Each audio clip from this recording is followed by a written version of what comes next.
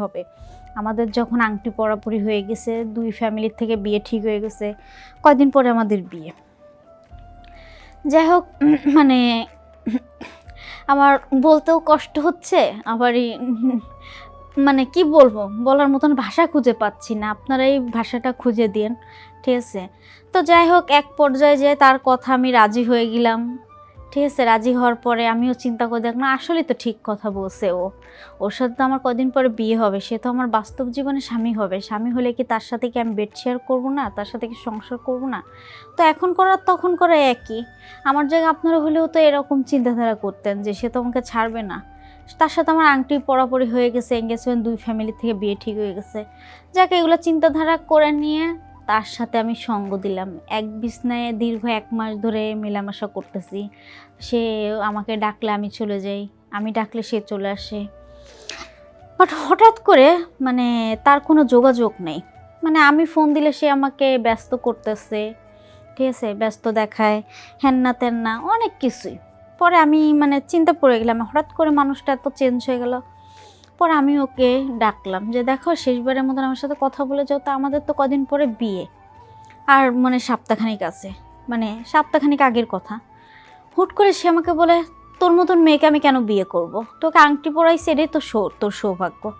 আমি মোটে মানে কি যে বলার মতন ভাষা পাতে, আমার পাততে মাটি সরে গেছে। কি বলে এটা? কি বলতেছে যে আমার মতন মেয়েকে সে বিয়ে করবে না, আমি চরিত্র খারাপ, আমার চরিত্র ভালো না। ভাই, কোন দিক থেকে আমার চরিত্রে দোষ পড়লো? আজ আসছি আমার অনেক কষ্টের কথা আপনাদের সাথে শেয়ার করতে। হয়তো আপনারা শোনার পরে বলবেন যে এটা কিসের কষ্ট, নিজের কপালে নিজে উষ্টা দিচ্ছে, এটা তো কেউর দোষ না, এটাই বলবেন।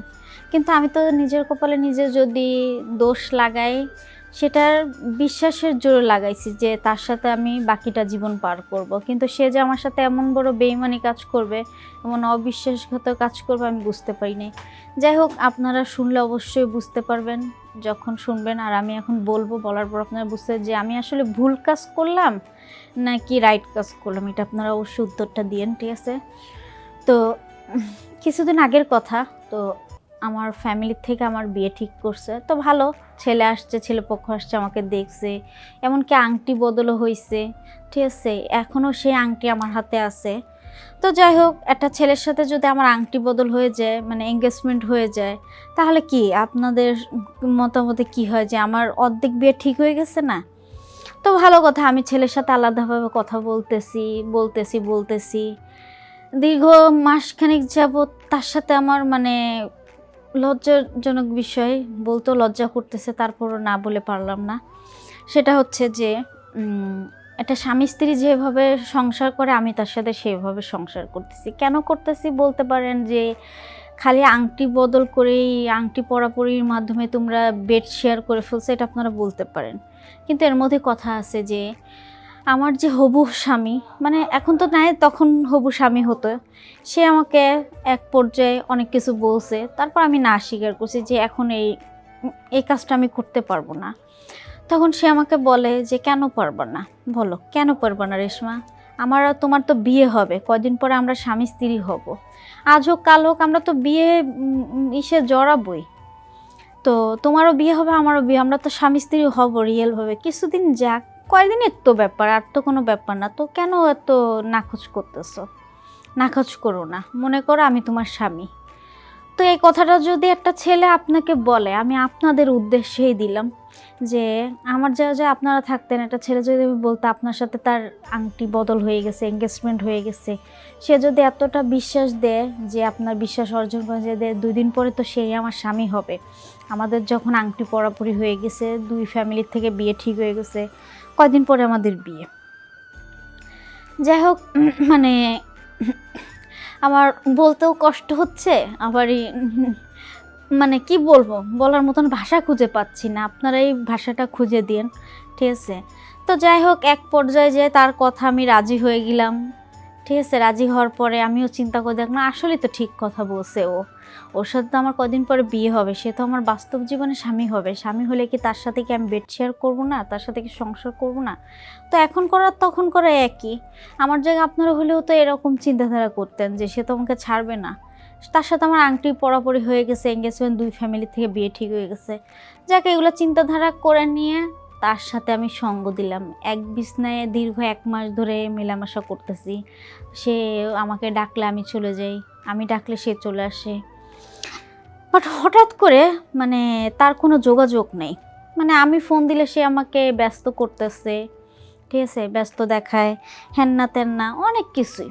পরে আমি মানে চিন্তা পড়ে গেলাম, হঠাৎ করে মানুষটা এত চেঞ্জ হয়ে গেল।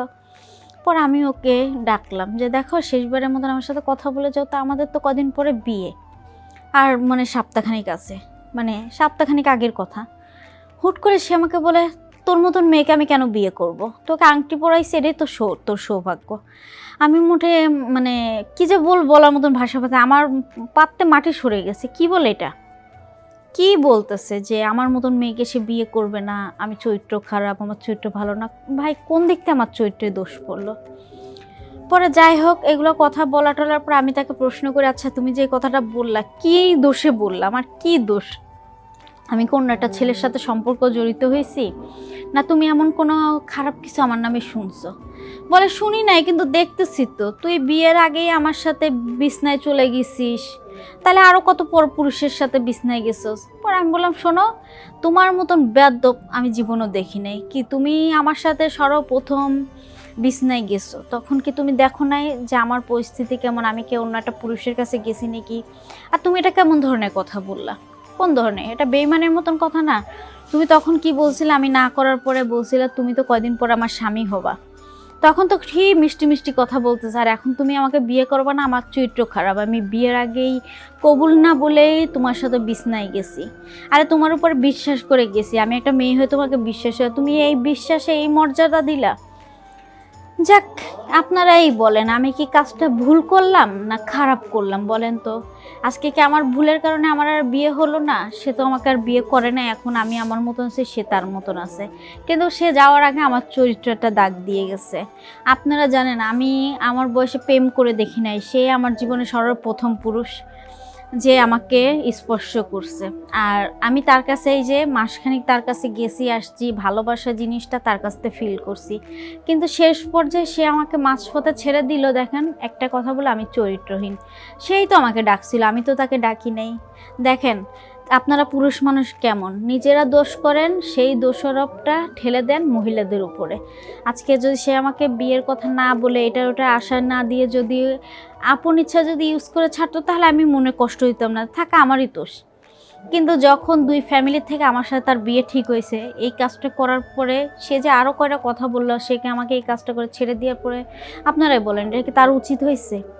অবশ্যই আপনারা দয়া করে কমেন্ট বক্সে জানায় যেন যে সে যে কাজটা করছে এটা কি তার উচিত হয়েছে কিনা। ইনশাল্লাহ নেক্সট টাইম কোনো গল্পতে অবশ্যই দেখা হবে। খোদা হাফিজ।